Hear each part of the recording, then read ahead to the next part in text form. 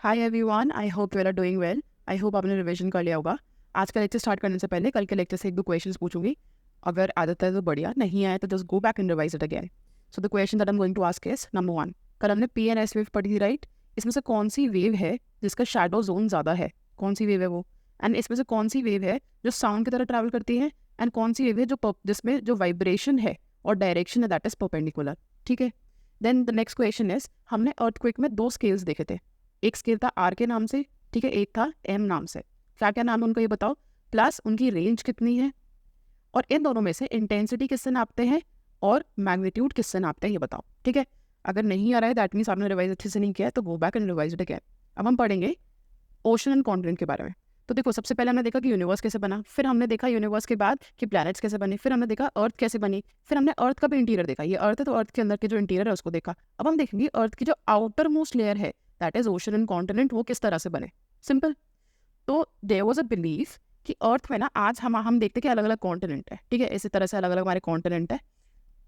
ठीक। आज जो हमें दिखता है एक्चुअली पहले ऐसा था नहीं। पहले it is believe that there was this earth and there was just one continent, one big continent, और वो अलग अलग पार्ट्स में टूटने लग गया। पहले आधे में टूटा, फिर वो और पार्ट्स में टूटने लगा, और ये सारे कॉन्टिनेंट दो दो डायरेक्शन में जाने लग गए। एंड आज जो हमें अर्थ हमें दिखती है कि यहाँ पे अफ्रीका है, यहाँ पे साउथ अमेरिका है, यहाँ पे नॉर्थ अमेरिका है, यहाँ पे हमारा यूरेशिया है, यहाँ पे ऑस्ट्रेलिया है, ये इसमें कन्वर्ट हो गया जो आज हमें दिख रहा है। पहले this all was one continent and one ocean. Simple. तो ये थ्योरी किसने दी थी? ये दी थी हमें एल्फ्रेड वेगनर ने। ठीक है, एल्फ्रेड वेगनर ने थ्योरी दी थी जिसको बोलते हैं द कॉन्टिनेंटल ड्रिफ्ट थ्योरी। तो कॉन्टिनेंटल ड्रिफ्ट थ्योरी बोलती है that there was one supercontinent known as Pangaea and there was one mega ocean known as Panthalassa. मतलब इसको समझता है, पेन से मैं इसको ड्रॉ करती हूँ। ये अर्थ है, ठीक है, तो ये अर्थ है, इसमें एक बड़ा सा कॉन्टिनेंट था। सिंपल।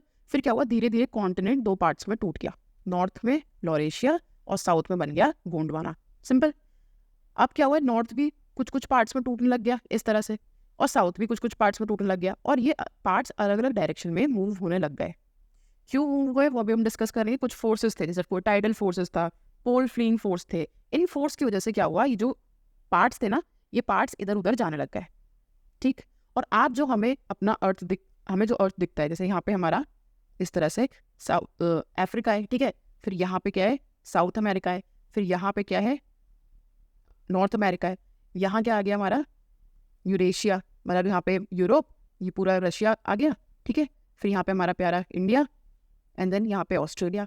तो ये जो हमें आज दिखता है ना, वो पहले एक ही कॉन्टिनेंट था। समझ गए? अब ऐसा हुआ कैसे, हमने कैसे प्रूव किया कि जो हमारे आज कॉन्टिनेंट्स हैं it use to be one big continent?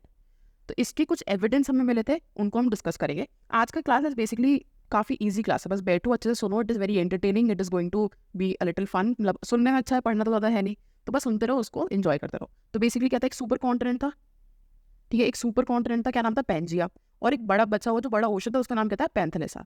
200 साल पहले ये एक्चुअली टूटना शुरू हो गए थे, एंड दो पार्ट्स में डिवाइड हो। लॉरेशिया क्या हुआ, नॉर्थ वाला पार्ट, एंड गोंडवाना क्या हुआ, साउथ वाला part. India is part of Gondwana. Simple. अब इसके एविडेंस क्या है, आपने बोल तो दिया ऐसा हुआ, बट कुछ एविडेंस तो होगा ना जिसने एक्चुअली प्रूफ किया होगा इट एक्चुअली हैपेंड। अब हम इसको अच्छे से समझने वाला है। सबसे पहला है matching continent jigsaw fit. I would suggest कि अगर आपके सामने मैप हो तो जस्ट हैव अ लुक। मैं इसको ड्रॉ कर देती हूँ आपके सामने। सी, दिस इज अफ्रीका, ठीक है, थोड़ा ड्राइंग के लिए sorry, and this is south America, ठीक है। क्या आपको नहीं लगता ये वाला जो पार्ट है, वेट, ये वाला जो पार्ट है ये इस पार्ट में फिक्स हो सकता है? बिल्कुल, है ना? ऐसा लगता है ना जिग्सॉ पजल है। जिग्सॉ पजल देखिए कभी कैसी होती है, it look something like this, इस तरह की होती है, और उसमें ना ये बिल्कुल एग्जैक्टली फिट हो जाती है, ये यहाँ पे फिट हो जाएगी बिल्कुल। उसी तरह से हमें लगा कि जो साउथ अमेरिका है एंड अफ्रीका है ये बिल्कुल परफेक्टली फिट हो रहा है एक दूसरे में। दैट मीन्स पुराने टाइम पे ये ना एक ही पीस ऑफ लैंड रहा होगा, फिर इसमें इस तरह से क्रैक आया, और ये इवेंचुअली इस तरह से साउथ अमेरिका बन गया, और इस तरह से हमारा अफ्रीका बन गया। सिंपल। तो इसको हम क्या बोल रहे हैं, जिग्सॉ की तरह जो फिक्स मैचिंग कॉन्टिनेंट्स। सिंपल। तो कौन कौन से, अफ्रीका एंड साउथ अमेरिका इसके जिग्सॉ के पार्ट्स हैं। आई एम टेलिंग यू क्योंकि मेल्स में आ सकता है, तो you just have to write this much, एक दो लाइन में से एक्सप्लेन करना है, तब बड़ा इतने की कोई जरूरत नहीं है। फिर आता है rock of same age across the ocean. हमें पूरे ओशन में अलग अलग जगह पे सेम एज के रॉक्स मिली है। इसको मैं आगे सी फ्लोर स्प्रेडिंग में अच्छे से एक्सप्लेन करूंगी, अभी के लिए जस्ट लीव इट, ठीक है। आगे बढ़ते हैं, और कौन से एविडेंस थे। अब देखो, हमें सेम टाइप ऑफ रॉक्स मिली है ब्राजील एंड वेस्टर्न अफ्रीका में। अब देख सी, यहाँ पे कुछ रॉक्स हैं और यहाँ पे कुछ रॉक्स हैं, ये दोनों बिल्कुल सेम है, इनकी प्रॉपर्टीज सेम है, इनका केमिकल कंपोजिशन सेम है, इनका मैग्नेटिज्म सेम है, इनकी स्ट्रेंथ सेम है, हर चीज़ इनकी एग्जैक्टली सेम है। मतलब क्या हुआ होगा कि एक टाइम पे would have been part of one continent, यहाँ पे पूरे टाइप पे रॉक्स थी, अभी दोनों अलग अलग हो गए, ये यहाँ चला गया, यहाँ चला गया, इसलिए यहाँ की रॉक्स हमारी अलग अलग है, सॉरी एग्जैक्टली सेम है। अब आप इंडिया को देखो, इफ दिस इज इंडिया, यहाँ पे आपको अलग रॉक मिलेंगे, यहाँ अलग मिलेंगे, यहाँ अलग, यहाँ अलग, छोटे से पार्ट में कितने अलग अलग रॉक्स हैं, बट यहाँ पे कैसे कॉन्सिडेंस हो सकता है कि जो हमें साउथ अमेरिका में रॉक्स मिल रही है और जो हमें अफ्रीका के कोस्ट पे रॉक्स मिल रही है वो एग्जैक्टली सेम है। दैट मीन्स ये एक टाइम पे एक ही पार्ट रहा होगा, राइट। फिर अब देखो, सारे जितने हमारे एविडेंस है ना वो रिवॉल्व कर रहे हैं हमारे साउथ अमेरिका एंड अफ्रीका के अराउंड ही। कैसे?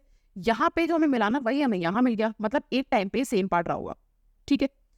अब आगे का एविडेंस देखते हैं। आगे एक एविडेंस दे रखा है मैं टिलीज का। टिलीज मतलब they are sedimentary rocks. Sedimentary rocks जो किससे बनी, हमारी डिपॉजिट ऑफ ग्लेशियर से। तो इंडिया में जो हमें जो टिलीज मिली है ना वही हमें मिली अफ्रीका में, वही मिली फॉकलैंड में, वही मेडागास्कर में, एंटार्क्टिका एंड ऑस्ट्रेलिया। अभी कितनी अजीब बात है, वो just keep have a map in front of you, you will realise कि इंडिया यहाँ पे है, अफ्रीका यहाँ पे है, यहाँ पे ऑस्ट्रेलिया है, यहाँ हमारा एंटार्क्टिका आ गया, हर जगह पे सेम सेम रॉक्स मिल रही है, सेम सेम टिलीज मिल रही है। इसका मतलब क्या है, ये सब पहले कैसे दिखता होगा, एक ही पार्ट होगा, इस तरह से अलग अलग हो गया है, ठीक है। आगे बढ़ता है। फिर आता है प्लेसर डिपॉजिट। जो गोल्ड के डिपॉजिट है वही हमें मिले ब्राजील में, वही मिले गाना में। कैसे? ये हमारा क्या है, साउथ अमेरिका है, ये हमारा क्या है, अफ्रीका है। यहाँ पे गोल्ड मिला, यहाँ पे भी गोल्ड मिला, यहाँ पे गोल्ड मिला तो यहाँ पे गोल्ड की डिपॉजिट वाली रॉक्स मिली। दैट मीन्स ये सब पहले एक ही पार्ट हुआ करता होगा। Same happen with distribution of fossil. Plant की, एनिमल्स के जो फॉसिल है जो हमें इंडिया में मिले वही मेडागास्कर में मिले, वही अफ्रीका में मिले। अच्छा, मेडागास्कर कहाँ है? यहाँ पे अफ्रीका है, राइट। यहाँ पे छोटा सा आइलैंड है मेडागास्कर, यहाँ इंडिया है। अब यहाँ पे भी सेम, यहाँ पे भी सेम, यहाँ पे भी सेम। इसका मतलब क्या है, पहले एक ही पार्ट हुआ करता होगा। ये इंडिया हो गया, ये अफ्रीका हो गया, ये यहाँ पे मेडागास्कर हुआ करता होगा। ये एक ही पीस ऑफ लैंड होगा जो अब टूट के अलग अलग चला गया। समझ गए? फिर हमें मीजोसॉरस मिले, डायनासोर की एक प्रजाति है, उसके हमें स्केलेटन मिला। कहाँ पे मिला? South cap.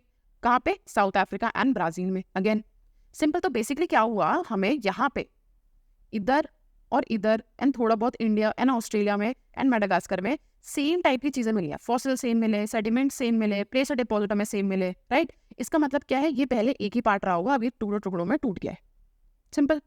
अब जब हमने वैगनर से बोला कि भाई ठीक है, आपने बोला टूट गए सारे जो भी हमारे कॉन्टेंट थे वो टूट गए और अलग अलग पार्ट में चले गए, बट वो गए क्यों? What is the factor behind it?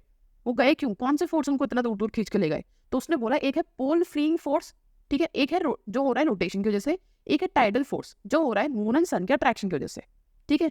तो पोल फ्रीइंग फोर्स मतलब अब जैसे ये हमारा कॉन्टेंट था, ये टूटा, कुछ पार्ट हमारा गया टुवर्ड्स दी पोल, ये अर्थ है तो ये पोल के टुवर्ड्स जाने लग गए, राइट। तो क्यों गए? दो हमारे फोर्सेस की वजह से गए। Number 1 is rotation of the earth, number 2 है हमारा tidal force. Now people were literally laughing कि आपको क्या सही में लगता है रोटेशन ऑफ अर्थ में इतना फोर्स क्रिएट हो जाएगा कि पूरा का पूरा कॉन्टिनेंट को हिला दे? हम ह्यूमन बींग को तो हिला नहीं पा रहे, टाइडल फोर्स की वजह से पूरा का पूरा कॉन्टिनेंट इधर से उधर चला जाए। मून और सन की जो ग्रेविटेशन है वो हमको तो हिला नहीं पा रही ह्यूमन बींग्स को, वो इतने बड़े कॉन्टिनेंट को कहाँ से इधर से उधर कर देगी? तो ये जो थ्योरी थी उसको हमने डिस्कार्ड कर दिया, बोला कि आप गलत हो, ठीक है। अब आगे चलते हैं। इसके बाद भी कुछ थ्योरीज आई, बहुत इंटरेस्टिंग है, बहुत इंटरेस्टिंग है। कुछ नहीं करना, बस बैठना समझना है। फिर हमारी आती है कन्वेक्शन करंट थ्योरी, जिसको दिया था अर्थर होम्स ने, ठीक है। अब इसको समझते हैं, एक पेज ऐड करते हैं, इसके बाद समझेंगे। सी देखो, कन्वेक्शन करंट्स क्या होते हैं समझते हैं। जैसे एग्जाम्पल दे रही हूँ, जैसे कभी दूध उबाला हो अगर कभी लाइफ में, राइट, तो ये स्टोव है, यहाँ से आग जल रही है, तो क्या होगा, ये पूरा यहाँ पे मिल्क है, राइट। यहाँ पे क्या होगा, जब मिल्क है ना ये गर्म हो जाएगा मिल्क, तो जब कोई चीज़ गर्म होती है टेंड्स टू राइज अपवर्ड, तो ये जो मिल्क है ये ऊपर की तरफ जाने की कोशिश करेगा। क्यों? जब कोई चीज़ गर्म होती है उसकी डेंसिटी कम होती है, इट राइजेस अपवर्ड।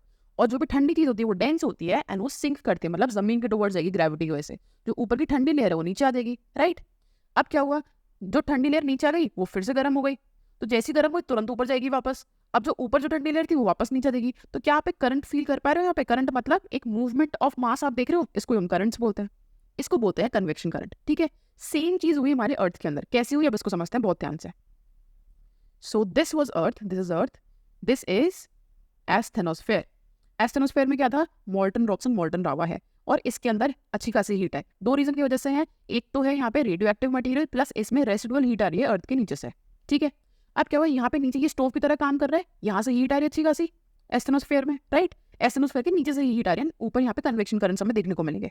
तो क्या होगा, जैसे ही मान लो यहाँ पे हीट है तो यहाँ पे it will tend to rise, right. जैसे ही ऊपर जाएगा, ऊपर जो ठंडी वाली लेयर है वो नीचे आ जाएगी, है ना, ये करंट बन गया। सेम यहाँ पे होगा, ऊपर जो ठंडी लेयर है वो नीचे आएगी और जो गर्म लेयर है वो ऊपर चली जाएगी, है ना। अब यहाँ पे क्या होगा, अगेन नीचे गर्म आई ऊपर चली गई, ऊपर से ठंडी वाली लेयर नीचे आ गई, सिंपल। अब एक बात ध्यान रखना बहुत अच्छे से, मैं दूसरे पेन से ड्रॉ करती हूँ। सी, यहाँ पे डायरेक्शन क्या है, ये, यहाँ डायरेक्शन क्या है, ये, यहाँ डायरेक्शन क्या है, ये, यहाँ डायरेक्शन है ये। तो अगर मैं बोलूँ ये वाला करंट कहाँ जा रहा है, इस डायरेक्शन में जा रहा है, ये करंट कहाँ जा रहा है, इस डायरेक्शन में जा रहा है, ये करंट कहाँ जा रहा है, इस डायरेक्शन में जा रहा है। अब जिस तरह से चाय के ऊपर मलाई होती है ना, उसी तरह से कन्वेक्शन करंट्स के ऊपर बहुत बड़ी बड़ी लेयर ऑफ प्लेट्स होती हैं। क्या होती है, बड़ी बड़ी लेयर ऑफ प्लेट्स होती हैं। टेक्टोनिक प्लेट्स हम पढ़ेंगे अभी, कंफ्यूज मत करना, ठीक है। ये प्लेट्स हैं। अब ये करंट जा रहा है इस डायरेक्शन में, राइट। ये करंट कौन सा डायरेक्शन में जा रहा है, इस डायरेक्शन में जा रहा है करंट, ये करंट जा रहा है इस डायरेक्शन में। तो जो ये प्लेट है, ये इस और इस डायरेक्शन में नहीं जाएगी, जाएगी ना। और ये करंट आ रहा है इस डायरेक्शन में, ये करंट आ रहा है इस डायरेक्शन में, तो ये प्लेट इस तरफ, ये प्लेट इस तरफ, ये दोनों प्लेट एक दूसरे में घुस जाएंगी, राइट। अब क्या हुआ, पहले there was one piece of land, wait, there was one piece of land, ठीक है। अब इसमें क्या हुआ, ये पार्ट इधर चला गया, ये पार्ट इधर चला गया, तो ये दूर दूर हो गए, और इसी तरह से हमारे कॉन्टिनेंट जो हैं वो टूट टूट के इधर से उधर चले गए। और ये थ्योरी आज भी रेलिवेंट है। प्लेट टेक्टोनिक्स में हम इसको अच्छे समझेंगे। प्लेट टेक्टोनिक्स में क्या होता है, जैसे दूध के ऊपर मलाई होती है, मलाई घूमती रहती है, राइट। उसी तरह से ना हमारे जो कॉन्टिनेंट है उसके नीचे एक लेयर होती है प्लेट टेक्टोनिक की, वो बहुत आराम से एस्टेनोस्फेयर के ऊपर घूमती रहती है, इधर से उधर घूमती रहती है, राइट। यही वो प्लेट्स होते हैं जिनकी वजह से हमारे कॉन्टिनेंट इधर से उधर सेपरेट हो रहे हैं, सिंपल। तो ये क्या थी, कन्वेक्शन करंट की थ्योरी थी। तो कन्वेक्शन करंट में क्या होगा, कभी दो प्लेट्स एक दूसरे की तरफ जाएगी एंड दो प्लेट्स एक दूसरे से दूर दूर जाएगी। समझ में आ गया कन्वेक्शन करंट्स। अब हम इसको देखते हैं। तो कन्वेक्शन करंट्स क्या था, रेडियो एक्टिव मटेरियल की वजह से थर्मल डिफरेंस है मेटल पोर्शन में, एंड यहाँ पे क्या कन्वेक्शन करंट्स हमारे क्रिएट हो जा रहे हैं। एनसीईआरटी में अच्छे से डिफाइन नहीं है, बट मैंने आपको कंसेप्ट समझा दिया। फिर आया mapping of floor, ocean floor, इसको आगे पढ़ते हैं। देखो, पहले हमें ऐसा लगता था जैसे स्विमिंग पूल होता है ना, स्विमिंग पूल में क्या होता है, ये बड़ा सा स्विमिंग पूल है, स्विमिंग पूल के नीचे टाइल्स लगी हैं बिल्कुल स्ट्रेट, जैसे जमीन होती है ना ऊपर, उसी तरह से स्विमिंग पूल की जमीन होती है एकदम स्ट्रेट। तो हमें लगता था जो ओशन है, ओशन की जो जमीन है वो भी एकदम स्ट्रेट है, बट ऐसा हुआ नहीं। जब हमने एक्चुअली ओशन की मैपिंग करना स्टार्ट किया तो हमें पता चला कि ओशन के अंदर बड़े बड़े वॉल्केनोज हैं, बड़े बड़े माउंटेन्स हैं, राइट। इससे हमें क्या रियलाइज हुआ कि ओशन के अंदर तो बहुत कुछ चल रहा है, हमें तो रियलाइज ही नहीं था। जैसे कल हमने पढ़ा कि ओशन के अंदर वॉल्केनोज तक हैं, बहुत बड़े बड़े डीप ट्रेंचेस भी हैं। तो पहले जो हमें लगता था कि ओशन में कुछ भी नहीं है, नाउ वी रियलाइज कि ओशन में बहुत कुछ है, एंड इसने काफी बड़ा रोल प्ले किया, इस फैक्टर ने, हमें ये जानने के लिए किस तरह से हमारे कॉन्टिनेंट्स बने, ठीक है। तो सबसे पहले हम देखते हैं कि कॉन्टिनेंट के अंदर एस्पेक्ट क्या क्या, मतलब कुछ कुछ अलग अलग डायमेंशन है। जैसे कॉन्टिनेंटल मार्जिन होती है, ठीक है, then there is abyssal plain and then there is mid oceanic ridge, simple. तो इसमें कुछ भी नहीं है। जो कॉन्टिनेंटल मार्जिन होती है ना, एक ट्रांजिशन जोन होता है किसके बीच में, कॉन्टिनेंटल शोर एंड डीप सी बेसिन के बीच में। तो ये वाला जो हमारा एरिया हो गया, ये क्या हमारा कॉन्टिनेंटल मार्जिन, सिंपल। उसके अलावा क्या होता है, एबेसल प्लेन्स होता है। प्लेन्स मतलब जैसे जमीन में प्लेन्स होते हैं, नॉर्दर्न इंडियन प्लेन्स है, अगर उसको हम ओशन के अंदर डाल दें तो दैट इज एबेसल प्लेन्स। किस किस के बीच में, कॉन्टिनेंटल मार्जिन के बीच में, मिड ओशनिक रिजेस के बीच में। सबसे पहले आएगा कॉन्टिनेंटल मार्जिन, फिर आएगा एबेसल प्लेन्स, फिर आएगा मिड ओशनिक रिजेस, ठीक है। अब मिड ओशनिक रिजेस क्या होते हैं, मैंने आपको बताया था, it is interconnected chain of mountains, ठीक है। इस तरह से ना ऐसे ऐसे माउंटेन्स होते हैं, ये माउंटेन हो गया, ये माउंटेन हो गया, बीच में यहाँ पे क्लियर होगा जहाँ से लावा बाहर आता रहेगा, सिंपल। तो इंटरकनेक्टेड चेन ऑफ माउंटेन्स होते हैं, और जो लॉन्गेस्ट माउंटेन चेन है वो अर्थ पे कहाँ पाई जाती है, ओशन के अंदर, याद रखना, सिंपल। इसके अब ये हमें देख लिया कि ओशन के अंदर हमें क्या क्या मिला, प्लेन्स मिले, हमें ब्रिजेस मिली, बहुत सारी चीजें मिली। अब हम इसको आगे समझते हैं। अब हमारा आता है सी फ्लोर स्प्रेडिंग का कंसेप्ट। इसको बहुत अच्छे से ध्यान से समझना। Let us add one paper sea. जैसा मैंने आपको बताया था कि दो प्लेट्स जो है, एक इधर जा रही है, एक इधर जा रही है। अभी हमने देखा था ना कन्वेक्शन करंट्स में, एक प्लेट इधर जा रही थी, एक प्लेट इधर जा रही थी, राइट।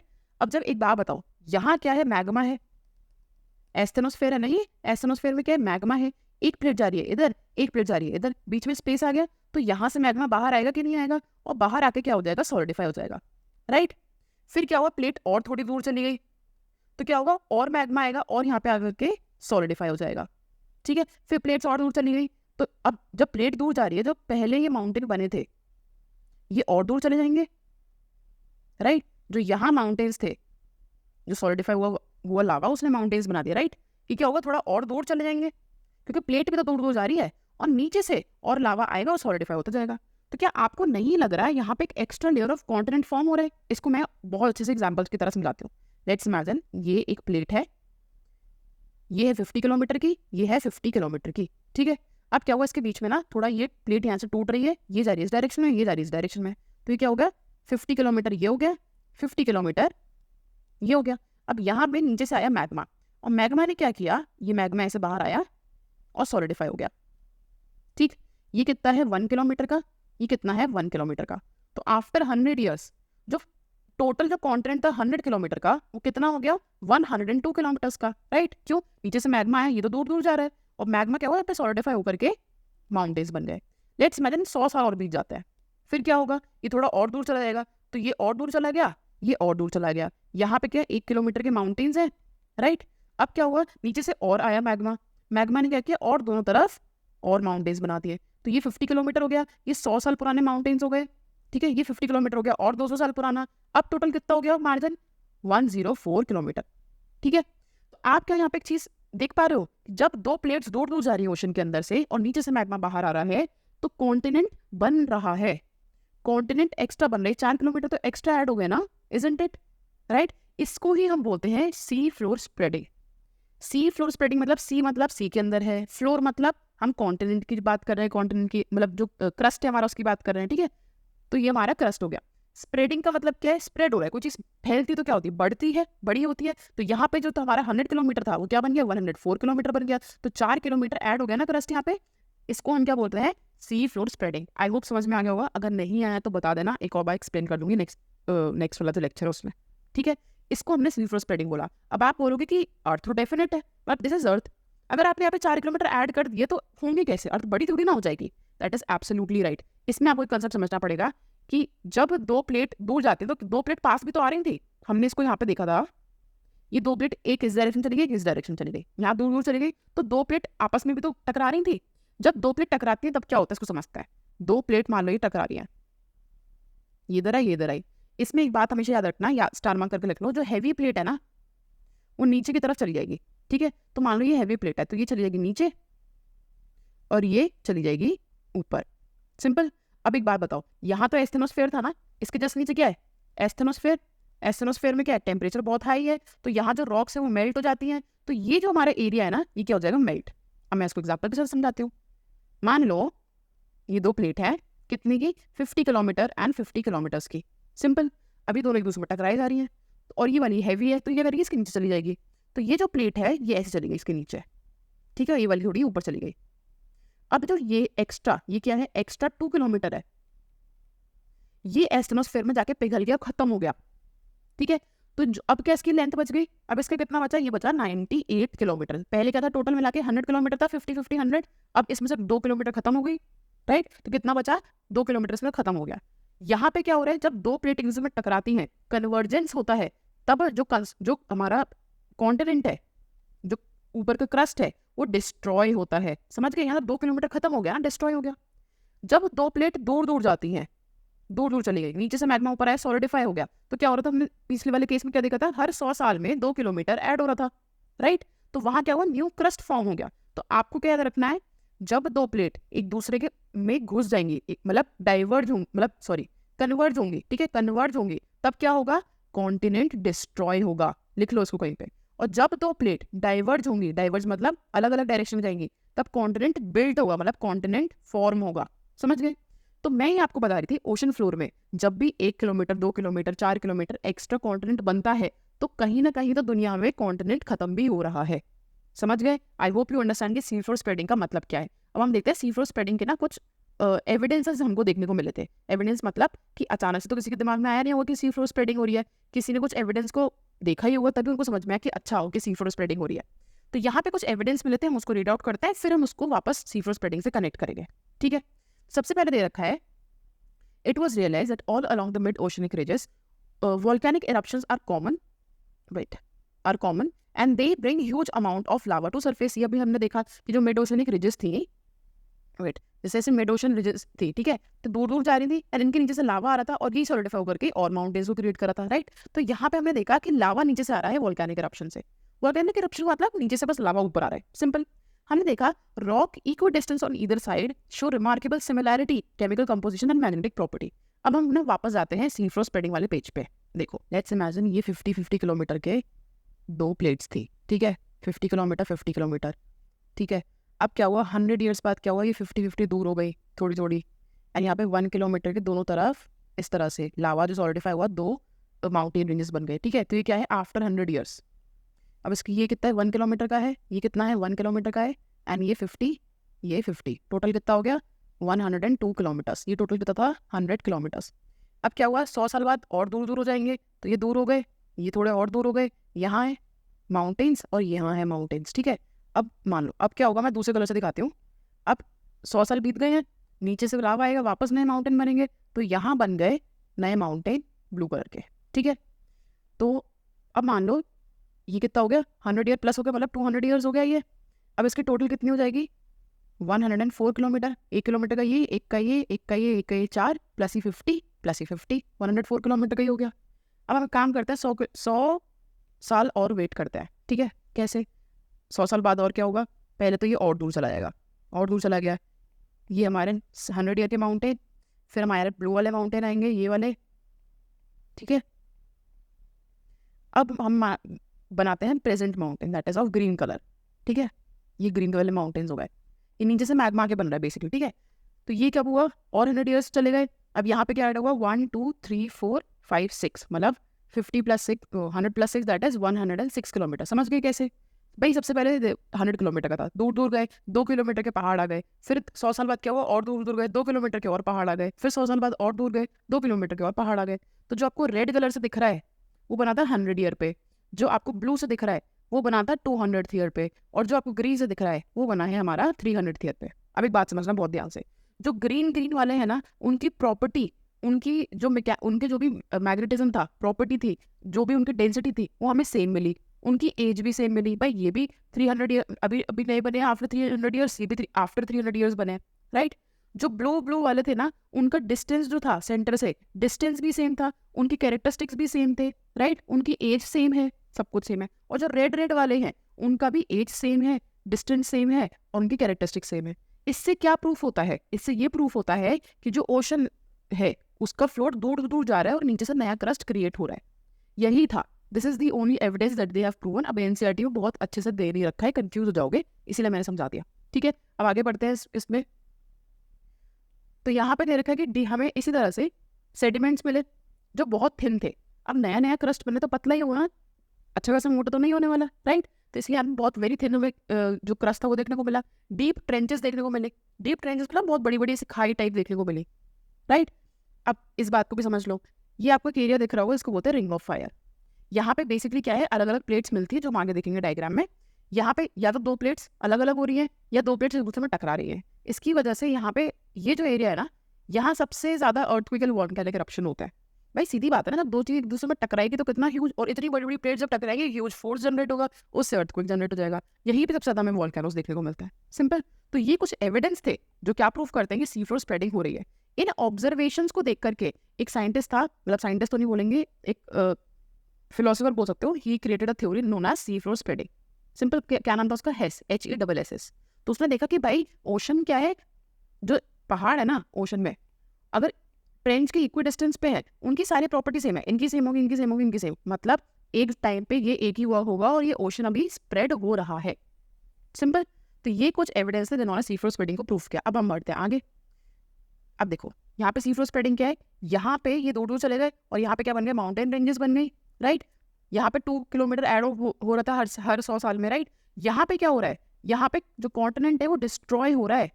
देखो 2 प्लेट है, इसको देखना अच्छा था, ठीक है। 2 प्लेट है, एक दूसरे में जा रही है, तो अल्टीमेटली क्या हो गया, ये प्लेट चली गई इसके नीचे और ये प्लेट इसके ऊपर, राइट। तो यहाँ पे क्या, ये वाली प्लेट इसके नीचे चली गई, ये इसके ऊपर रह गई, तो ये वाले इतना क्रस्ट डिस्ट्रॉय हो गया ना। यहाँ क्या हुआ, नीचे से बाहर मैग्मा आया और यहाँ पे एक्स्ट्रा क्रस्ट फॉर्म हो गया, इसी को हम क्या बोलते हैं, सी फ्लोर स्प्रेडिंग, सिंपल। अब आता है प्लेट टेक्टोनिक। तो प्लेट टेक्टोनिक क्या होता है, जिस इज अगेन वही सिस्टम है, जिस तरह से चाय के ऊपर मलाई होती है ना, राइट। तो उसी तरह से जो हमारा अर्थ है, स्टेरोस्फेयर है, उसके ऊपर एक लेयर है बड़ी सी, प्लेट टेक्टोनिक, उसको प्लेट बोलता है। ये प्लेट्स मूव करती रहती है इधर से उधर। इसके ऊपर है कॉन्टिनेंट, कॉन्टिनेंट मूव नहीं करता, ये प्लेट्स मूव करती रहती है इधर से उधर। बट ये प्लेट के मूवमेंट की वजह से हमारे कॉन्टिनेंट भी टूट के इधर उधर चले गए, सिंपल। इसको किसने दिया था, मैकेंजी ने दिया था, एंड पार्कर ने भी दिया था, ठीक है। Mackenzie, Parker and Morgan, simple. ये कुछ चीजें याद रखना। तो प्लेट टेक्टोनिक्स क्या है, प्लेट टेक्टोनिक ये बोलता है कि ये जो आपको दिख रहा है ना, ये बड़ा बड़ा, what is this, this is plate. और एक प्लेट के ऊपर क्या है, कॉन्टिनेंट, और ये प्लेट मूव करती हैं। अब ये प्लेट कैसे मूव करेंगी, इसके 3 तरीके हैं। कौन से 3 तरीके हैं? या तो 2 प्लेट एक दूसरे के टुवर्ड्स मूव करेंगी, ठीक है, या तो 2 प्लेट एक दूसरे से अवे मूव करेंगी, या 2 प्लेट एक इधर से ली जाएगी एक इधर से ली जाएगी, एक दूसरे को बिना डिस्टर्ब करे। सिंपल। तो ये कुछ मूवमेंट होता है हमारी प्लेट्स के। तो बेसिकली आप ये देख सकते हो कि कुछ कुछ ना इस तरह से पहले कॉन्टिनेंट थे हमारे, ठीक है, फिर वो थोड़े थोड़े ऐसे दिखने लग गए एंड करंटली अब वो इस प्रेजेंट फॉर्म में आ गए हैं। क्यों हुआ है? क्योंकि जो प्लेट्स है वो मूव कर रही है अर्थ के सरफेस के नीचे, ठीक है। अब इसको आगे देखते हैं। ये रही हमारी कुछ plate. We have few major plates, few minor plates. इनके नाम याद रखना बहुत बहुत इंपॉर्टेंट है। तो मेजर प्लेट्स कौन कौन से हैं? Antarctica, right, north America, south America, Pacific, Indian, Australian, New Zealand important है, देन अफ्रीका वाला है एंड यूरेशिया। तो बेसिकली जो बड़े बड़े कॉन्टिनेंट्स हैं उन सबको याद कर लेना, और हमारा जो सबसे मेजर ओशन है उसको याद कर लेना। तो एंटार्क्टिका हो गया सबसे मेजर ओशन, ठीक है। उसके अलावा क्या होगा? नॉर्थ अमेरिका, साउथ अमेरिका, फिर एक हो गया पैसिफिक ओशन, सिंपल। फिर इंडिया, ऑस्ट्रेलिया, न्यूजीलैंड, इंडिया तो होना ही है, हर जगह पर इंडिया होता ही होता है। अफ्रीका एक कॉन्टिनेंट हो गया, और एक यूरेशिया हो गया, यूरोप और रशिया को मिला के यूरेशिया। तो ये हमारी मेजर प्लेट्स है। यूपीएससी अब काफी फैक्चुअल होता जा रहा है। 2024 के पेपर्स आप देख रहे हो, थोड़ा पीसीएस टाइप का होता जा रहा है। तो डायरेक्ट पूछ सकता है कि which of the following is a major plate, which of the following is a minor plate. तो याद रखना। अब आती है हमारी कुछ माइनर प्लेट। तो मेजर प्लेट को पहले देख लेते हैं एक बार डायग्राम में। देखो कितनी बड़ी बड़ी प्लेट। ये यूरेशियन प्लेट है, कितनी बड़ी है। ये नॉर्थ अमेरिकन प्लेट है, कितनी बड़ी है, ठीक है। उसके अलावा ये देखो, ये पूरा पैसिफिक प्लेट इतनी बड़ी, पूरी अफ्रीकन प्लेट ये रही, राइट। उसके बाद हमारा ये देखो, ये इंडियन, ऑस्ट्रेलियन प्लेट। तो जो बहुत बड़ी बड़ी प्लेट्स होती है, ये एंटार्क्टिका की प्लेट आ गई पूरी। जो बहुत बड़ी बड़ी प्लेट्स होती है उनको मेजर प्लेट बोलते हैं। कुछ कुछ छोटी प्लेट्स है, जैसे फिलीपीन की हो गई, राइट, ये कोकोस प्लेट हो गई, नास्का प्लेट हो गई, ये अरेबियन प्लेट हो गई। तो ये कुछ कुछ छोटी प्लेट होती है, इनको माइनर बोलते हैं। सिंपल। जो बहुत बड़ी है उसको मेजर, जो छोटी छोटी है माइनर है। अब यहाँ पे आता है आपका सबसे इंपॉर्टेंट काम, यहाँ पे आएगा आपका रटने का काम। इसको मैं हाईलाइट कर देती हूँ, ये इंपॉर्टेंट है, इस पर स्टार मार्क कर लो, राइट। कोकोस प्लेट है, आपसे पूछे कोकोस किस किस के बीच में है, तो याद रखना सेंट्रल अमेरिका एंड पैसिफिक के बीच में है। कहाँ है कोकोस? देखो ये रही कोकोस, ठीक है, ये सेंट्रल अमेरिका और पैसिफिक, ठीक है, इनके बीच में है, राइट। फिर आता है Nazca plate. Nazca very important, south America and Pacific के बीच में है। नास्का प्लेट कहाँ है? ये नास्का प्लेट, ये साउथ अमेरिका और ये पैसिफिक, इसके बीच में है। फिर आती है अरेबियन प्लेट। अरेबियन प्लेट कहाँ है? अब अरेबिया वाले एरिया में ही होगा, सिंपल सी बात है। तो सऊदी अरेबिया वाला जो लैंड मास है वहाँ पे हो गया। फिर आता है फिलीपींस प्लेट। ये किसमें? एशिया और पैसिफिक। अब फिलीपींस तो फिलीपींस में होगा बाय डिफॉल्ट, तो एशिया पैसिफिक। आई होप आपको ये सब चीजें याद हो गई होंगी। ये बहुत इंपॉर्टेंट है, इस पर स्टार मार्क कर लो। यूपीएससी अगेन फंसा के पूछेगा कौन सी के बीच में है, या फिर पूछेगा कौन सी मेजर है कौन सी माइनर है, राइट। फंसना नहीं है यहाँ पे। एक दो प्लेट और important, that is Caroline plate. ये कहाँ पे? फिलीपींस एंड इंडियन प्लेट के बीच में। एंड फूजी प्लेट, ये ऑस्ट्रेलिया के बगल में। फूजी कहाँ पे आपको पता है? ऑस्ट्रेलिया के बगल में, तो ये ऑस्ट्रेलिया के बगल में हो गया, सिंपल। अब यहाँ पे बात करी गई है कुछ टाइप्स ऑफ बाउंड्री की, divergent boundary, convergent boundary and transform boundary. इसको मैं नेक्स्ट पेज पे आपको दिखा देती हूँ। सी, ये प्लेट्स हैं। ये प्लेट अगर एक दूसरे से दूर दूर जा रही है तो डाइवर्जेंट हो जाएंगी, डाइवर्जेंट, सिंपल। अब जब डाइवर्ज होगी तो थोड़ा थोड़ा दूर दूर चली जाएंगी। फिर क्या होगा? मैग्मा है ना ऊपर, और ये यहाँ पे सॉलिडिफाई हो जाएगा। तो क्या हुआ? ये एक्स्ट्रा 2 किलोमीटर का एक्स्ट्रा कॉन्टिनेंट बन गया। तो हम डाइवर्जेंट से क्या बोल सकते हैं कि यहाँ पे क्रस्ट फॉर्मेशन होता है। क्या होता है? Crust formation, simple. आगे बढ़ते हैं। ये 2 प्लेट है, ये एक दूसरे के टुवर्ड्स जा रही है, तो उसको क्या बोलेंगे? कन्वर्जेंट प्लेट, या बोलेंगे convergent plate, right. Convergent plate converge हो रही है एक दूसरे के अंदर, घुस रही है एक दूसरे के अंदर। तो क्या हो जाएगा? ये वाली प्लेट जो भारी वाली नीचे चली जाएगी, और जो छोटी वाली ऊपर आ जाएगी, जो मतलब हल्की ऊपर आ जाएगी। तो यहाँ पे क्या होगा? 2 किलोमीटर का जो एक्स्ट्रा कॉन्टिनेंट था वो एस्ट्रोस्फेयर में पिघल के खत्म हो जाएगा। तो यहाँ पे क्या हो रहा है? डिस्ट्रक्शन ऑफ क्रस्ट या कॉन्टिनेंट, सिंपल। तीसरा केस मानते हैं, ये प्लेट है, बड़ी बड़ी प्लेट्स है ये, ठीक है। ये प्लेट जा रही है इस डायरेक्शन में, ये प्लेट जा रही है इस डायरेक्शन में। इसको बोलते हैं ट्रांसफॉर्म बाउंड्री, ठीक है, ट्रांसफॉर्म बाउंड्री। ट्रांसफॉर्म में क्या हुआ? एक इस डायरेक्शन में चली गई, एक इस डायरेक्शन चली गई, दोनों अपना का मतलब रखते रखते साइड से खिसक गए, कोई दिक्कत नहीं हुई, ना क्रस्ट डिस्ट्रॉय हुआ ना क्रस्ट फॉर्म हुआ, सिंपल। इसको समझ गए? आगे बढ़ते हैं, इसको रीड आउट कर लेते हैं। तो डाइवर्जेंट बाउंड्रीज में क्या है? When new crust is generated, very important, यहाँ पे क्या हो रहा है? न्यू क्रस्ट जनरेट हो रहा है, right, and plates are pulled away from each other, एक दूसरे से दूर दूर जा रही हैं। इसका बेस्ट एग्जांपल क्या है? ये इंपॉर्टेंट है, यूपीएससी आपसे पूछेगा कि प्लेट का नाम दे देगा, पूछेगा कि डाइवर्जेंट है या कन्वर्जेंट है। तो याद रखना कौन डाइवर्जेंट बाउंड्री किस पे? मिड एटलांटिक रिज पे आपको देखने को मिलेगी, ठीक है। अमेरिकन प्लेट सेपरेट हो रही है किससे, यूरेशियन एंड अफ्रीकन प्लेट से। स्टार मार्क कर लेना यहाँ पे, कंफ्यूज मत करना, एक एक लाइन से यूपीएससी क्वेश्चन बना रहा है। फिर आती है कन्वर्जन प्लेट। कन्वर्जन में क्या हुआ, दो प्लेट एक दूसरे के अंदर कन्वर्ज हो गई, यहाँ पे एक जोन क्रिएट होगा, उसको बोलेंगे सबडक्शन जोन। एक ऐसा जोन जिसमें एक प्लेट दूसरे प्लेट के नीचे सबडक्ट जाती है, मतलब कन्वर्ज जाती है और पिघल जाती है मेंटल के अंदर, उसको बोलते हैं सबडक्शन जोन। सिंपल। अब ये भी तीन तरह से होता है, या तो ओशन कॉन्टिनेंट के बीच में होगा, या ओशन के बीच में होगा, या कॉन्टिनेंट के बीच में होगा। सिंपल। या तो दो कॉन्टिनेंट की प्लेट होंगी, या एक ओशन एक कॉन्टिनेंट प्लेट होगी, या दो ओशन प्लेट होगी। सिंपल। आगे बढ़ते हैं। फिर आती है transform boundary, where the crust is neither produced nor destroyed, ना तो बना ना खत्म हुआ, हॉरिजॉन्टली दोनों पास पास एक दूसरे के बगल बगल से चले गए। सिंपल। आगे बढ़ते हैं। फिर रेट ऑफ प्लेट मूवमेंट, ये थोड़ा इंपॉर्टेंट टॉपिक है, इसको हाईलाइट कर दो, मैं पेन से भी हाईलाइट कर देती हूँ।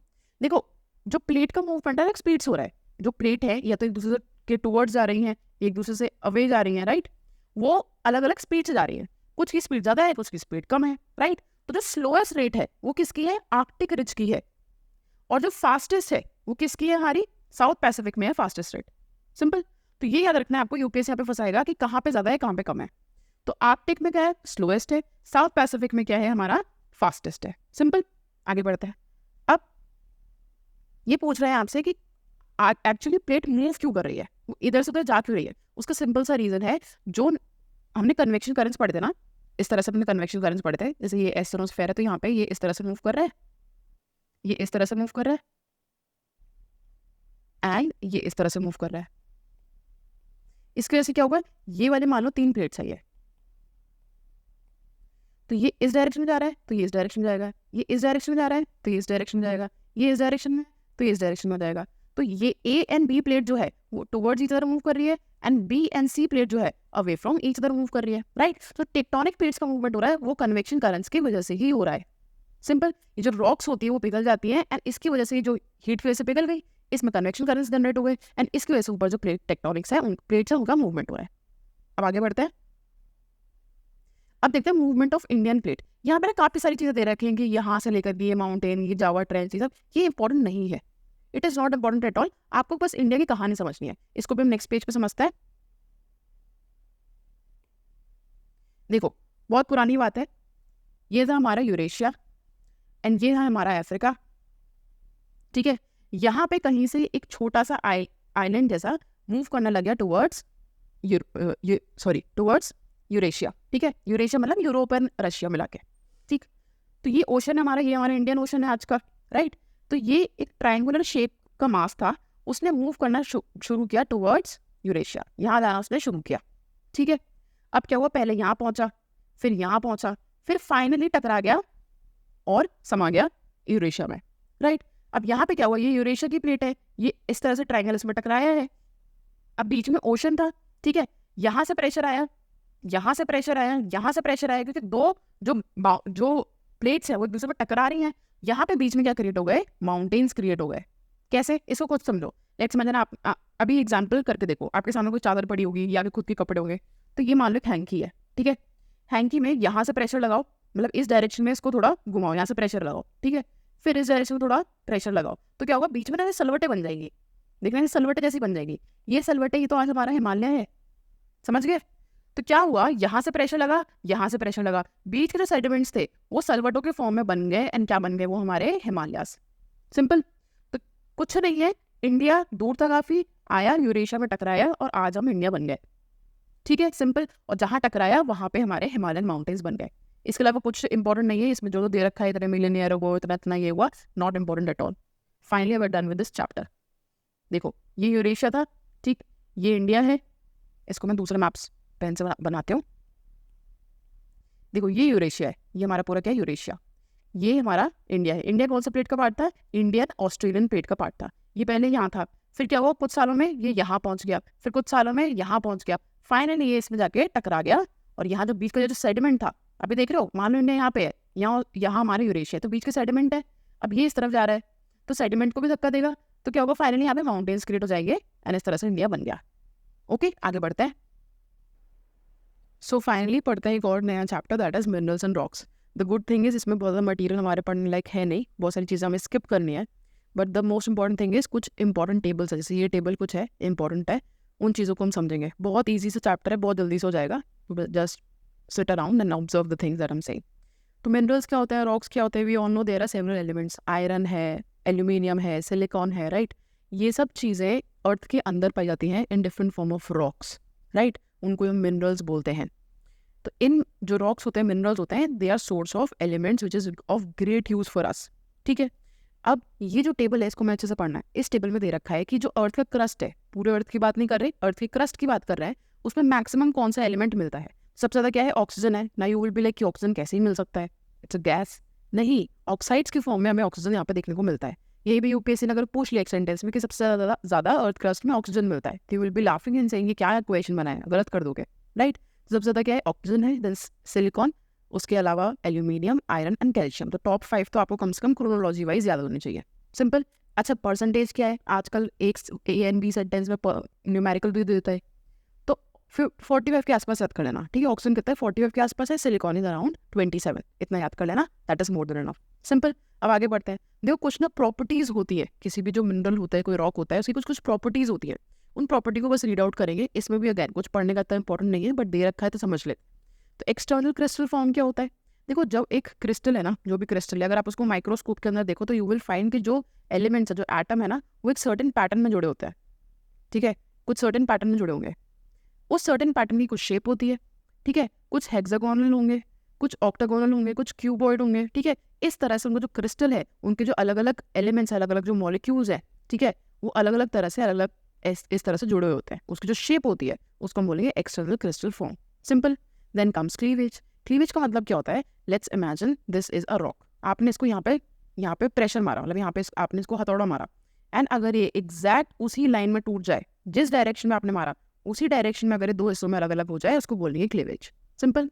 Tendency to break in given direction producing relatively plane surface, right. मतलब ये एक रॉक है, आपने इसको यहाँ पे मारा, इसी डायरेक्शन में इसमें क्रैक आया और ये पूरा दो हिस्सों में बट गया और एक प्लेन सरफेस बन गया। If this is the rock, it will look something like this, इस तरह से दिखेगी, है ना, दो अलग अलग दो पार्ट्स में डिवाइड हो जाएगी और एक प्लेन सरफेस बना लेगा। इसको हम क्या बोलेंगे, क्लीवेज। आगे चलते हैं। फिर आता है फ्रैक्चर। फ्रैक्चर इसका बिल्कुल अपोजिट है।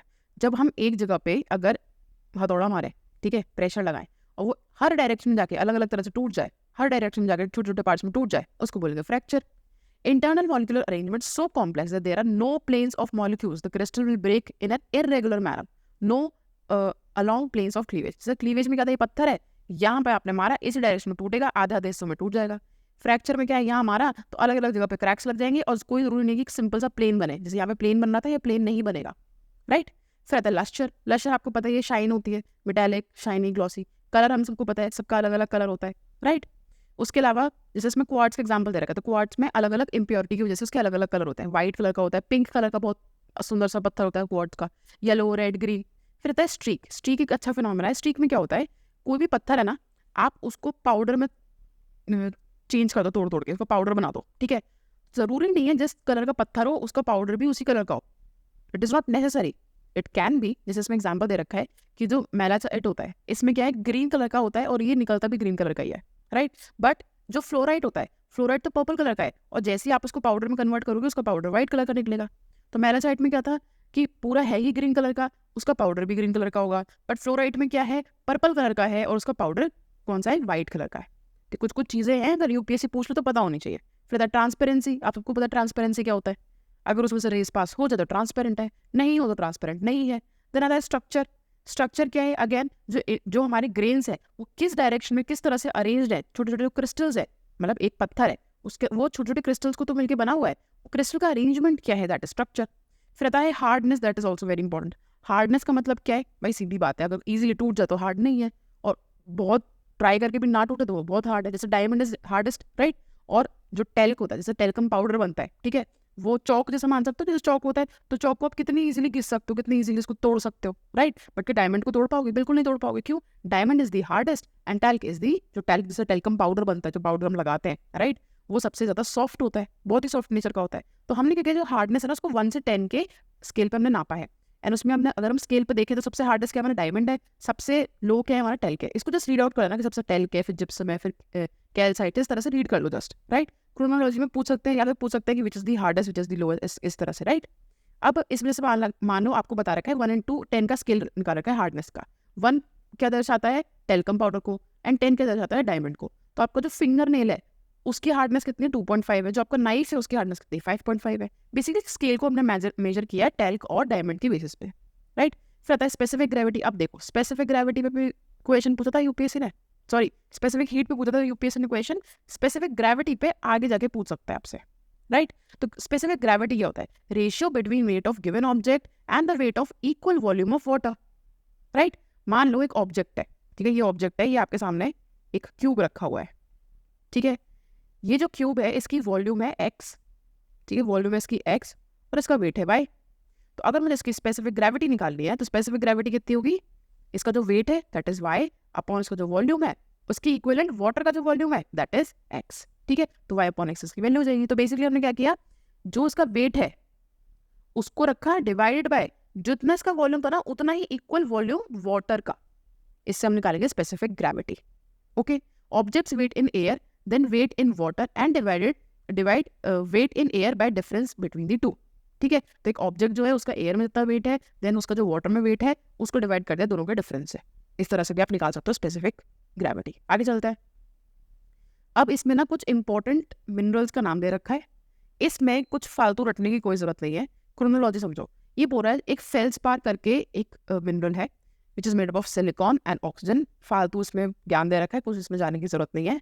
ये बता रहा है half of the earth crust में यही मिलता है, ठीक है, half of the earth crust में हमें यही देखने को मिलेगा। दैट मीन्स कि अगर आपसे क्रोनोलॉजी में पूछे कि कौन सा मिनरल है जो सबसे ज्यादा पाया जाता है अर्थ में, तो दैट इज फेल्सपार। कौन सा, फेल्सपार। उसके बाद क्या आता है, क्वार्ट्ज आता है। फिर 10% क्या है हमारा, प्रोक्सीन, 10% प्रोक्सीन है। देन एम्फीबोल, ठीक है। फिर माइका आ गया, ओलिवाइन आ गया। तो आपसे क्रोनोलॉजी पूछे तो आपको बस इतना याद रखना है, सबसे पहले है फेल्सपार, उसके बाद आएगा क्वार्ट्ज, उसके बाद आएगा प्रोक्सीन, उसके बाद आएगा एम्फीबोल एंड उसके बाद आएगा माइका। ये क्रोनोलॉजी आपको याद रखनी है, छोटी सी क्रोनोलॉजी, ऐसे FQP ऐसे करके यहीं पे लिख लो, भूलोगे नहीं, राइट। आगे बढ़ता है। फिर आते हैं मेटालिक मिनरल्स। अब देखो दो टाइप के, आपको तो पता है metallic and non metallic minerals में क्या डिफरेंस है, राइट। मेटल्स की कुछ क्वालिटी होती है, कुछ नॉन मेटालिक मिनरल्स की क्वालिटी होती है। जैसे जो मेटल्स होते हैं good source of heat and electricity है, जो नॉन मेटल्स होते हैं वो नहीं होते। जो मेटल होते हैं वो सोनोरस होते हैं, लश्रस होते हैं, मेलेबल होते हैं, डक्टाइल होते हैं, right. I would not repeat this content, ये तो छोटा बच्चों वाला कंटेंट है तो उसको हम अभी डिस्कस नहीं करते, राइट।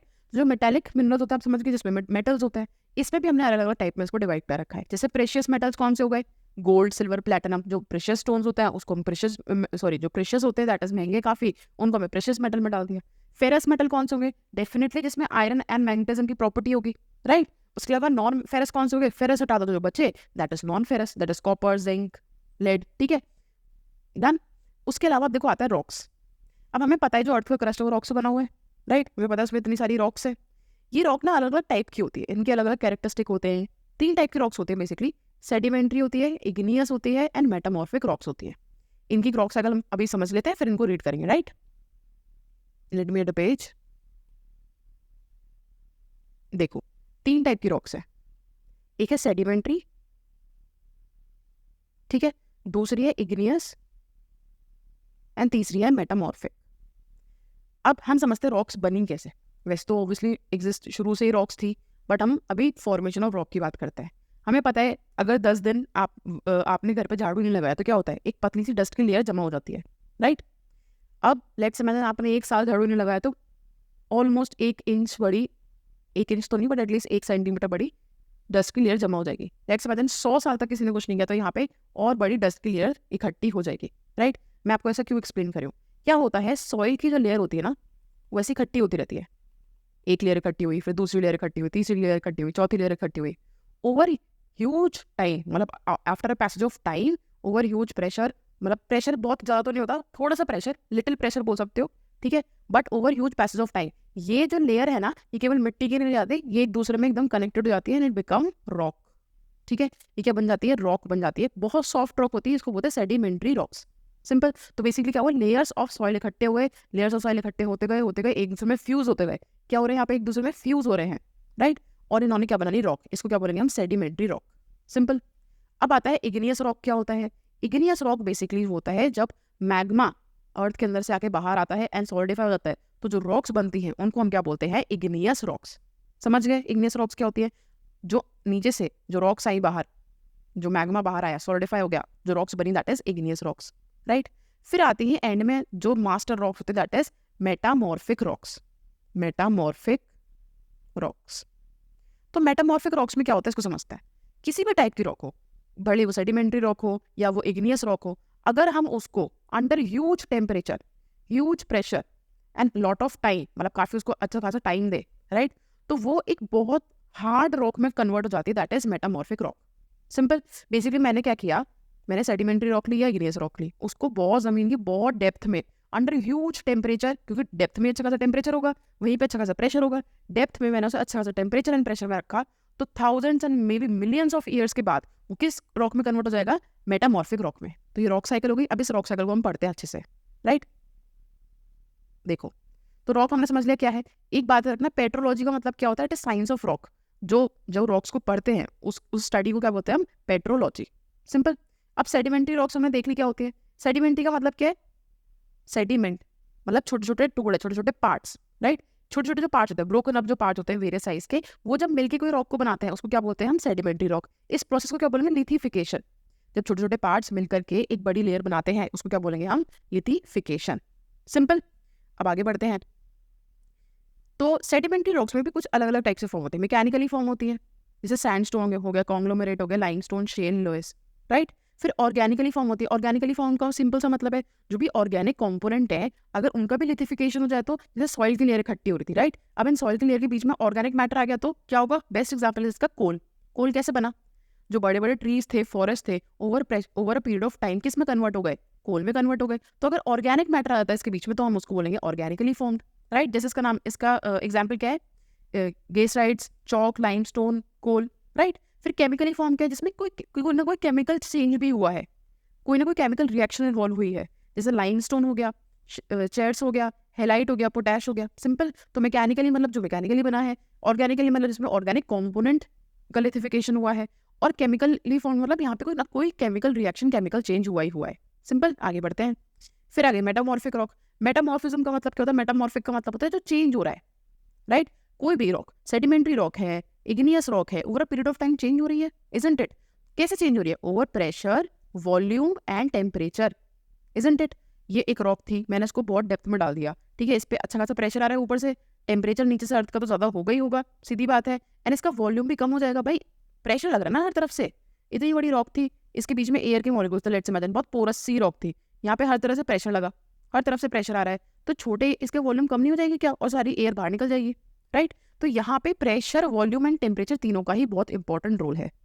ओके, आगे बढ़ते हैं। अब आता है हमारा रॉक साइकिल। रॉक साइकिल समझना बहुत ध्यान से, यहाँ पे अच्छी तरह से दिखाने रखा है, रुको मैं नेक्स्ट पेज में दिखाती हूँ आपको। सी, मेटामॉर्फिक रॉक है, इग्नियस रॉक है, सेडिमेंट्री रॉक है, इसी फॉर्मेट में बनाती हूँ मैं। ये हो गई मेटामॉर्फिक रॉक, ये हो गई इग्नियस रॉक, ये हो गई सेडिमेंट्री रॉक, ठीक है। सबसे पहले रॉक कैसे बनेगी, सबसे पहले रॉक कैसे बनी होगी, जो मैग्मा है सॉलिडिफाई हुआ होगा तो रॉक बन गई, राइट। अब अगर मैंने इग्नियस रॉक को, इरोजन हुआ, इरोजन से क्या होगा, छोटे छोटे मिट्टी में कन्वर्ट हो जाएगी। बेस्ट एग्जांपल क्या है, डेक्कन प्लेटो में जो इग्नियस रॉक है वो अब किस में कन्वर्ट हो चुकी है, ब्लैक सॉइल में कन्वर्ट हो चुकी है, राइट। तो इग्नियस रॉक का क्या हुआ, इरोजन हुआ, क्या हुआ, इरोजन हुआ।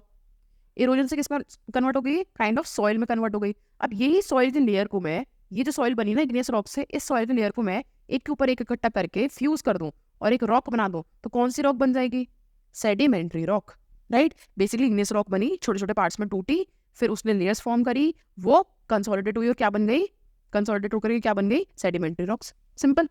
तो यहाँ से यहाँ चले गए आप, ये आपके एक साइकिल का एक पार्ट हो गया। अब इग्नियस रॉक क्या मेटामॉर्फिक रॉक बन सकती है, बिल्कुल बन सकती है। मैंने इग्नियस रॉक को लिया, मैंने उसको अर्थ के बहुत डेप्थ में जाके उसको लगा दिया। बेसिकली जो प्लूटोनिक रॉक्स हमने देखी थी, लिकोलिथ देखे थे, लेपोलिथ देखे थे, राइट, फैकोलिथ देखे थे, अगर हम उन फैकोलिथ को, लिकोलिथ और लेपोलिथ को ओवर थाउजेंड्स या millions of year huge temperature, huge pressure में रखे तो किस में कन्वर्ट हो जाएंगी, मेटामॉर्फिक रॉक्स में कन्वर्ट हो जाएंगी। सिंपल।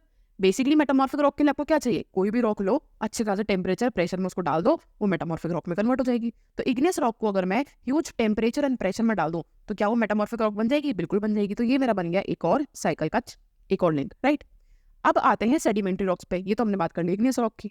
सेडिमेंट्री रॉक को अगर इग्नियस रॉक बनना है तो क्या करना पड़ेगा, क्या सेडिमेंट्री रॉक कभी इग्नियस रॉक बन सकती है? बिल्कुल बन सकती है। ये सेडिमेंट्री रॉक है, ठीक है, ये सेडिमेंट्री रॉक है। मान लो ये 2 लेयर थी क्रस्ट की, एक क्रस्ट का लेयर अंदर चला गया और पिघल गया और एस्थेनोस्फेयर में मिल गया, राइट। तो जो रॉक थी मोल्टन हो गई थी एस्थेनोस्फेयर में, क्या वो सेडिमेंट्री रॉक हो सकती है? बिल्कुल हो सकती है। तो मान लो जब एक प्लेट दूसरी प्लेट के अंदर सबडक्शन हो रहा था, तो जो सेडिमेंट्री रॉक्स थी वो पिघल के क्या बन गई? मैग्मा बन गई। कुछ सालों बाद यही मैग्मा बाहर आ गया वोल्केनो से और इसने रॉक्स बना ली। तो कौन सी रॉक बन गई? Igneous rock. अब अच्छे से समझो, सेडिमेंट्री रॉक्स थी, ठीक है, वो एस्थेनोस्फेयर में चली गई, सबडक्शन जोन में एस्थेनोस्फेयर में चली गई, पिघल के क्या बन गया? मैग्मा बन गया, मैग्मा का पार्ट बन गया। ये मैग्मा बाहर आ गया, सॉलिडिफाई हो गया, कौन सी रॉक बन गई? इग्नियस रॉक बन गई। तो सेडिमेंट्री रॉक हमारी कौन सी रॉक बन सकती है? इग्नियस रॉक बन सकती है। समझ गए? अब एक बात बताओ, क्या सेडिमेंट्री रॉक मेटामॉर्फिक रॉक बन सकती है? बिल्कुल बन सकती है। कोई भी सेडिमेंट्री रॉक को लो, सॉरी, कोई भी सेडिमेंट्री रॉक लो, उस सेडिमेंट्री रॉक को under huge temperature and pressure रखो, वो मेटामॉर्फिक रॉक में कन्वर्ट हो जाएगी। सिंपल। तो 2 लिंकेज ये बन गए। अब आते हैं मेटामॉर्फिक रॉक्स पे। मेटामॉर्फिक रॉक क्या सेडिमेंट्री रॉक बन सकती है? बिल्कुल बन सकती है। मेटामॉर्फिक रॉक का हमने कराया इरोजन। तो मेटामॉर्फिक रॉक छोटे छोटे छोटे डस्ट पार्टिकल्स छोटे सॉइल्स में कन्वर्ट हो गई, इनकी ही लेयर फॉर्म हो गई। जैसे मेटामॉर्फिक रॉक की एक लेयर फॉर्म हो गई सॉइल की, फिर दूसरी, फिर तीसरी, फिर चौथी। इरोजन समझ गए ना? जब हम रॉक को छोटे छोटे पार्ट्स में तोड़ रहे हैं, दैट इज इरोजन। एक लेयर बन गई, दूसरी लेयर बन गई, तीसरी लेयर बन गई और ये फ्यूज हो गया इस तरह से। सिंपल। अब जैसे ही ये फ्यूज हुआ, कौन सी रॉक बन गई? ये बन गई हमारी सेडिमेंट्री रॉक। सिंपल। अब मेटामॉर्फिक रॉक को क्या हम इग्नियस रॉक में कन्वर्ट कर सकते हैं? बिल्कुल, जिस तरह से हमने सेडिमेंट्री रॉक को किया था। मान लो 2 प्लेट्स हैं, एक प्लेट दूसरे के अंदर सबडक्ट हो रही है, तो ये है हमारी मेटामॉर्फिक रॉक। मेटामॉर्फिक रॉक को अगर हमने मेंटल में डाल दिया तो पिघल के क्या बन जाएगा? मैग्मा। ये मैग्मा एक दिन बाहर निकलेगा और सॉलिडिफाई हो जाएगा अर्थ के सरफेस पे और क्या बना लेगा? इग्नियस रॉक बना लेगा। तो मेटामॉर्फिक रॉक हमारी इग्नियस रॉक में भी कन्वर्ट हो सकती है। तो all I am telling you is, igneous rock बन सकती है sedimentary rock and metamorphic rock, metamorphic rock बन सकती है igneous and sedimentary rock, and sedimentary rock बन सकती है igneous and metamorphic rock. Simple, this is the rock cycle, nothing more nothing less. ठीक है, आगे बढ़ते हैं। तो यही हमारी साइकिल है, इसमें फालतू इतना कुछ एक्स्ट्रा पढ़ने की जरूरत नहीं है, but this is enough, right. इतना ही आपको करना होगा, इतना ही इनफ है, इससे ज़्यादा कुछ भी हमें एक्स्ट्रा पढ़ने की जरूरत नहीं है। And finally we are done with this chapter as well.